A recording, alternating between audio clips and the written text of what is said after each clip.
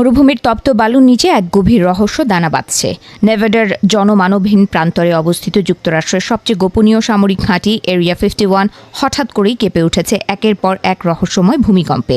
মাত্র 24 থেকে 48 ঘন্টার ব্যবধানে অন্তত 17 বার ভূকম্পন অনুভূত হয়েছে এই নিষিদ্ধ এলাকায়, যার প্রতিটির মাত্রা ছিল প্রায় 4.4।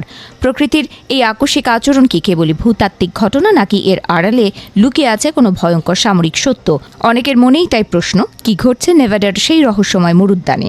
একদিকে যখন মধ্যপ্রাচ্যে ইরান ও আমেরিকার রণদামামা বাজছে, ঠিক তখনই ঘন ঘন কম্পন নতুন করে উস্কে দিয়েছে হাজারো ষড়যন্ত্র তত্ত্ব।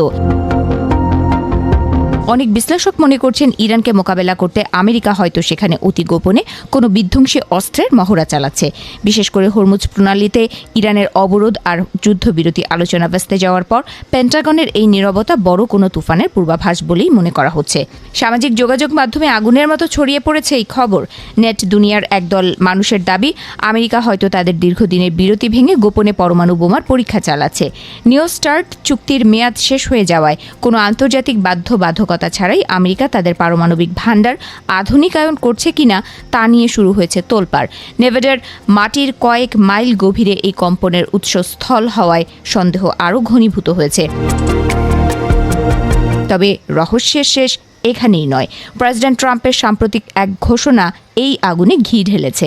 তিনি জানিয়েছেন খুব শীঘ্রই মার্কিন প্রশাসন ইউএফও সংক্রান্ত অতি গোপনীয় তথ্য জনসাধারণের জন্য উন্মুক্ত করতে যাচ্ছে।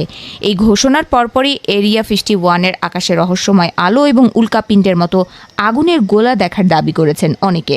কেউ কেউ বলছেন ভিন গ্রহের কোনো উন্নত প্রযুক্তি বা মহাকাশ যান নিয়ে গবেষণার ফলেই কি কাঁপছে এই নিষিদ্ধ ভূমি। এটাকে এক ভাইরাল পোস্টে দাবি করা হয়েছে বেশ কয়েকজন নামজাদা মহাকাশ ও পরমাণু বিজ্ঞানী গত কয়েকদিনে রহস্যজনকভাবে নিখোঁজ হয়েছেন। এই নিখোঁজ সংবাদ এবং ভূমিকম্পের মধ্যে কি কোনো যোগসূত্র আছে? সাধারণ মানুষ থেকে শুরু করে প্রতিরক্ষা বিশেষজ্ঞরা সবার চোখ এখন মার্কিন এয়ারফোর্সের এই দুর্ভেদ্য দুর্গের দিকে। যদিও মার্কিন প্রশাসনের পক্ষ থেকে এখনও কোনো স্পষ্ট ব্যাখ্যা আসেনি, যা সন্দেহকে আরও কয়েক গুণ বাড়িয়ে দিয়েছে।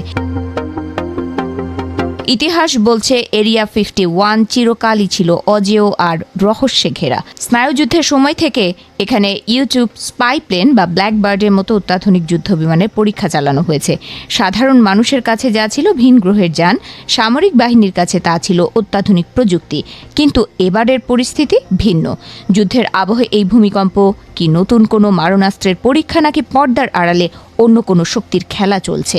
সাম্প্রতিক বছরগুলোতে স্টর্ম এরিয়া 51 ইভেন্টের মাধ্যমে মানুষ এই ঘাঁটির রহস্য উন্মোচনের চেষ্টা করেছিল, কিন্তু দুর্ভেদ্য নিরাপত্তার কারণে তা সম্ভব হয়নি।